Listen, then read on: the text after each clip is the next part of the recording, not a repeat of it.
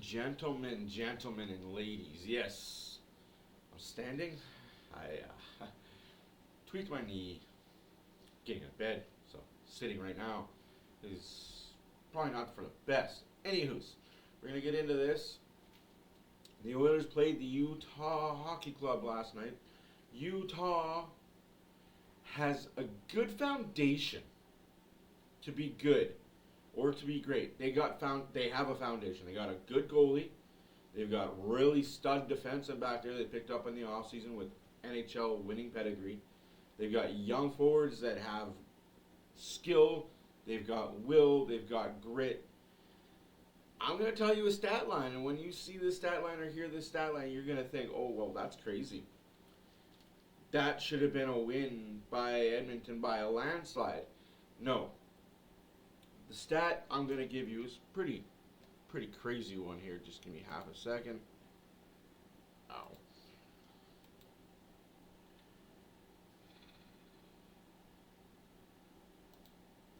I'm going to tell you the shots.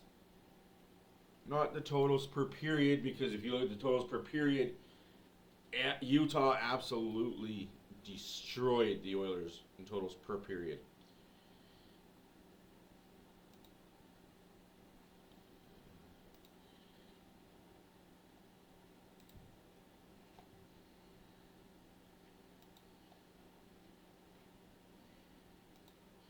So anyways, guys, I'm going to tell you the stats here, and you're going to think to yourself, wow, how did the Oilers come away with that victory?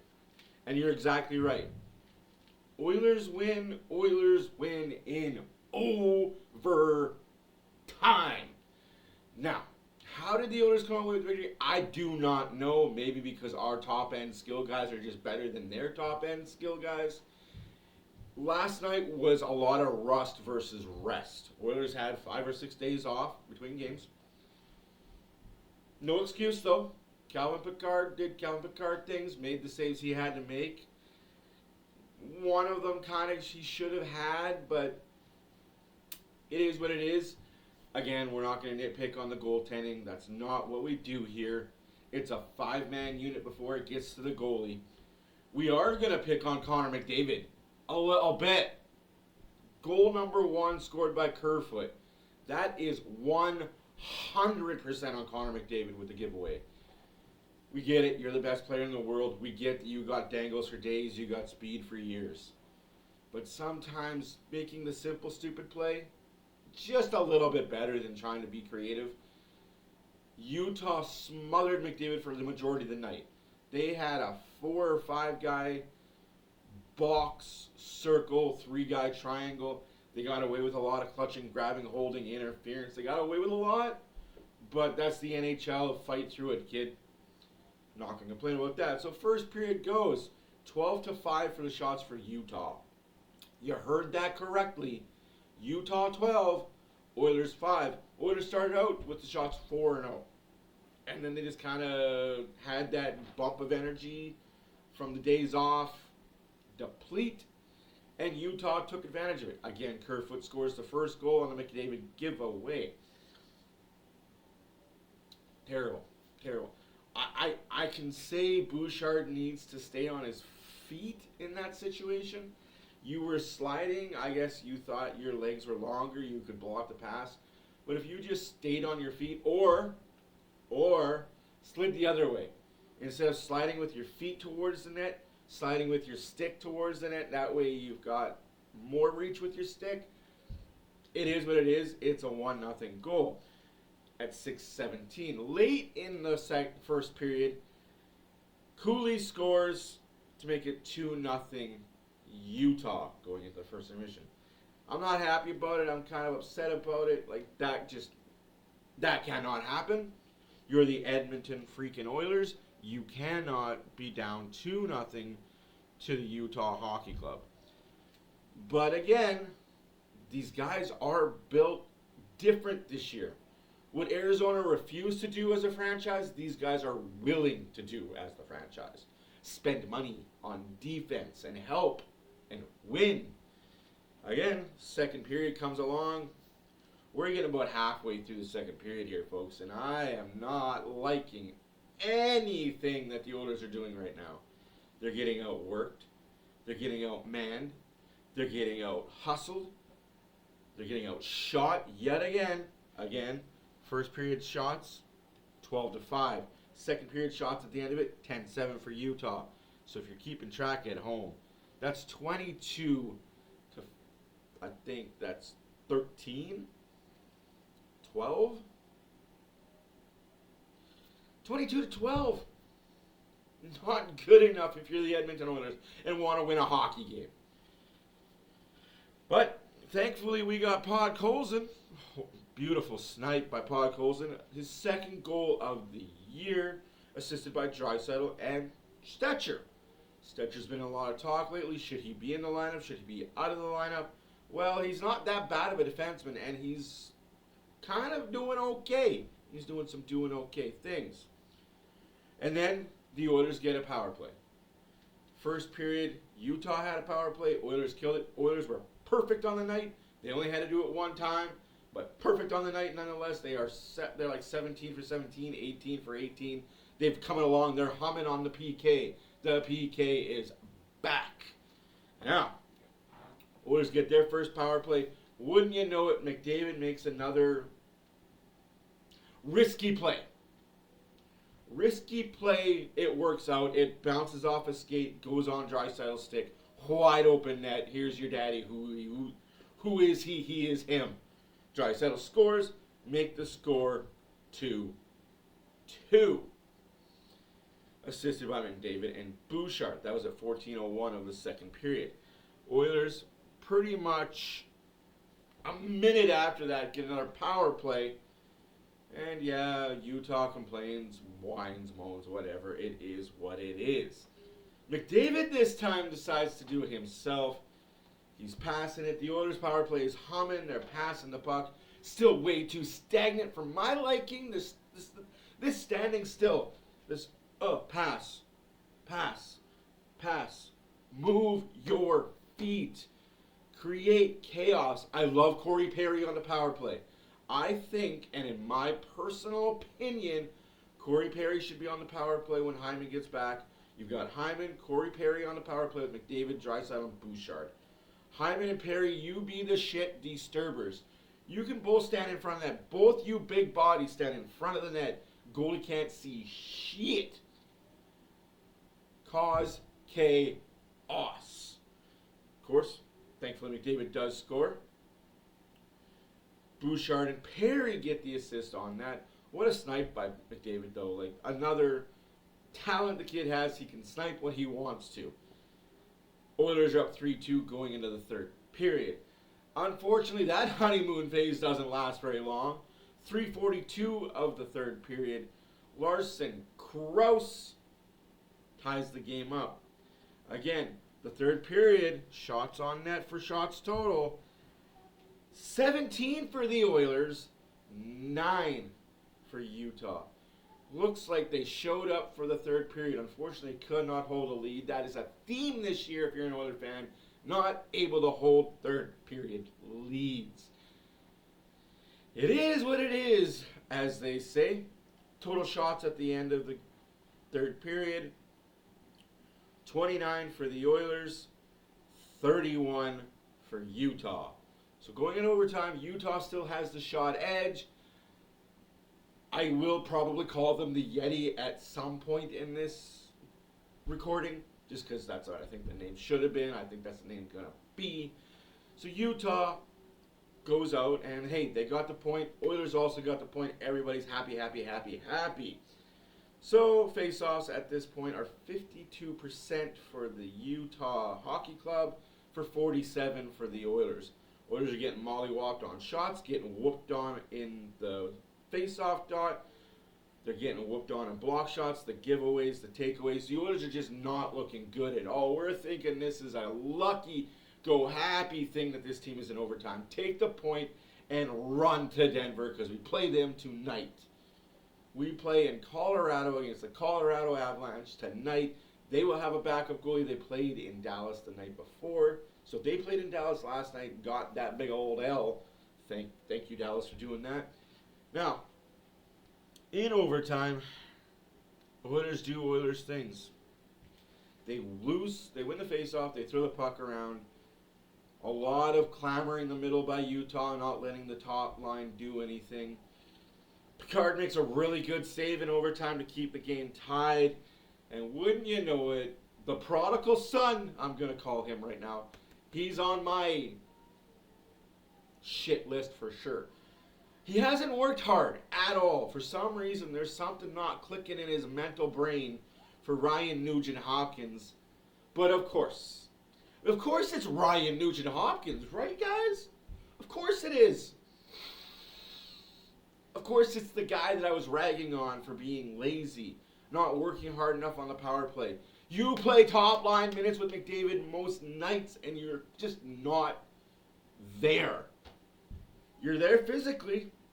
You're not there mentally. Of course, he gets an unassisted goal in overtime. Oilers jump on a plane, head to Colorado with the 4-3 victory. The next time we will see this Utah hockey club is December 31st in Edmonton. Now, hits were 16-8 for the Utah hockey club. Block shots were 23. Let me repeat. 23 block shots for Utah. Miserable 7 for the Oilers. 7. That's just not fucking good enough. Giveaways, 16 for Utah, 12 for the Oilers. So they cleaned up that a lot. They must have been working on something. And the takeaways were 12 for the Oilers and 8 for Utah. So they worked on that. They worked on the takeaways. They worked on the giveaways. Guys, we need to start blocking shots if you're the Oilers defenseman. Lay down. Just lay down. Take a puck off the shin. It's not going to hurt. You got shin guards on, don't you? Take a puck off a skate. You got skate guards on. It's not going to hurt. Our defense needs to be better. Point blank, period. We're on a little mini winning streak here. We got two in a row. Standings, they're looking good, right? You got Winnipeg in first, Minnesota in second, Vegas in third, Calgary, Dallas, LA, Vancouver, Edmonton, and Colorado. This game tonight, it's going to be one for the Oilers to win. It's a winnable back-to-back. We got Stuart Skinner starting in net tonight. Let's hope Skinner's going to be the Skinner that we all know, like, love, and appreciate. But before I go, I'm going to show you guys a pretty crazy stat. Pretty crazy goals for 5-on-5, shots for 5-on-5. You guys are going to be very shocked by this. Now, ladies and gentlemen and ladies, as you see here, expected goals percent, every player 5-on-5. Hayton was 90%. Stetcher was a little lower than 90%. He was 85. And then you've got a bunch of Utah players in the 80s. And then you got some in the 70s. You got some in the 60s. Are you seeing a trend here that I'm seeing? Are you seeing what I'm seeing, as they say? Do you see what I see? Look at all these Utah hockey clubs. There's 1, 2, 3, 4, 5, 6, 7, 8 in the between 65% and 100%. 1 for the Edmonton Oilers, and it's Stetcher. Not McDavid, not Hyman. Well, he didn't play. Not McDavid, not Hawkins, not Draisaitl. Stetcher. And then you got Nurse at 62%. You got Perry at 57%.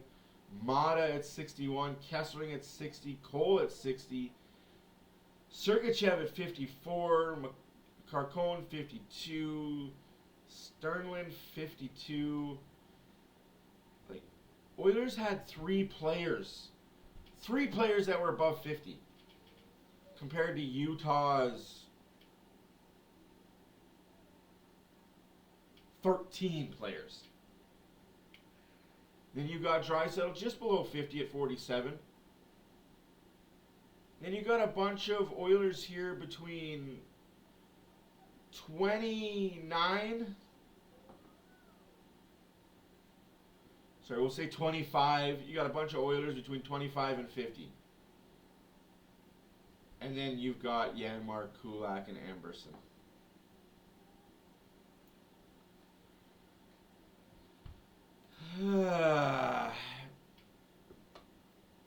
Oilers better be thanking their lucky stars Picard was as good as he was.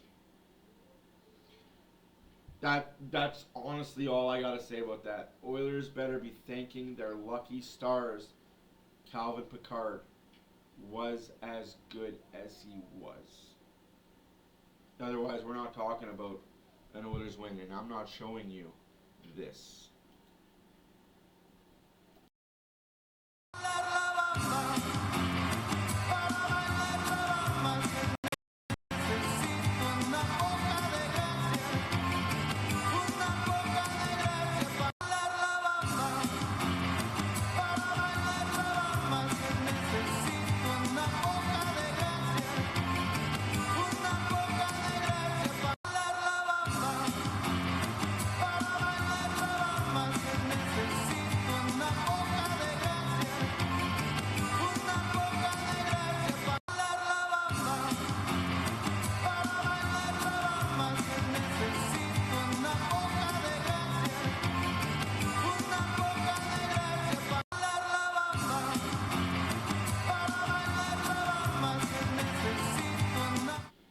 Anyways, guys, my name is Matt. Thank you for watching. From Oilers Fan Reaction, we're close to 150. If we can get 150 before Christmas, that'd be great. It'd be amazing. Greatly appreciate you guys. Please comment, like, subscribe. Follow for more great, raw, unedited, unfiltered, don't give up content. We're back tonight, 8 o'clock, hockey night in Canada. Second game of the doubleheader. Oilers will be in Colorado. I'll be perky. I'll be happy. Let's just get a win. Let's go to Vegas on Tuesday, riding a high of 3 in a row since the break. The Rangers, Utah, Colorado. Get those 3 wins. Let's skyrocket the standings. Let's go, guys. Anyways, thank you guys for watching. We'll see you guys tonight live, 8 o'clock. Appreciate you. Deuces.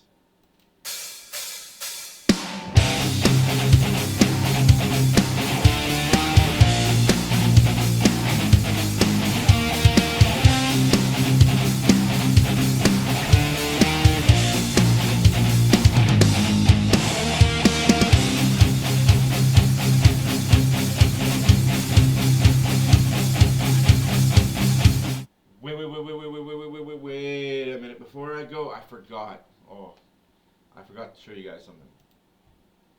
In my haste and my taste and my get out of the waste, almost forgot to show you some Lubo information. I know he wouldn't care, but I would care. Oilers top 3 last night. Vasily Podkolzin, 14-17 time on ice, 12.75 production. 8.93 rating. Draisaitl, 23-16 time on ice, 17.75, .763 rating. Connor McDavid, 23-46 time on ice, 17.25, .726 rating. There's a theme here. There's a theme here I'm seeing. We got McDavid and Draisaitl and somebody else. McDavid, Draisaitl, somebody else. McDavid, Draisaitl, somebody else. We need to start seeing less McDavid, less Draisaitl on these sheets, and more of 3 names that we don't expect to see. If you know what I mean, like, it's cool that McDavid, Draisaitl are your number 1, 2. They should be number 1, 2, absolutely. But I'd like to see more of a Hopkins. I'd like to see more of a Jeff Skinner, who played great tonight, by the way. Jeff Skinner had himself an amazing game. I'd like to see a little bit more from Henrique. I'd like to see a lot more from Derek Ryan, which I know is asking way too much from a kid that's probably not going to be here at the end of the year. Foreshadowing it, guys, I don't see Ryan Derek Ryan being part of the Oilers' future. Anywho's, for real this time, thank you guys for watching. I'll be back tonight at 8 o'clock. Enjoy your day. Have a great Saturday. If it's snowing in your area, go out and enjoy a hill. I'm going to take my daughter out tobogganing today. It's going to be great. See you guys later. Doses.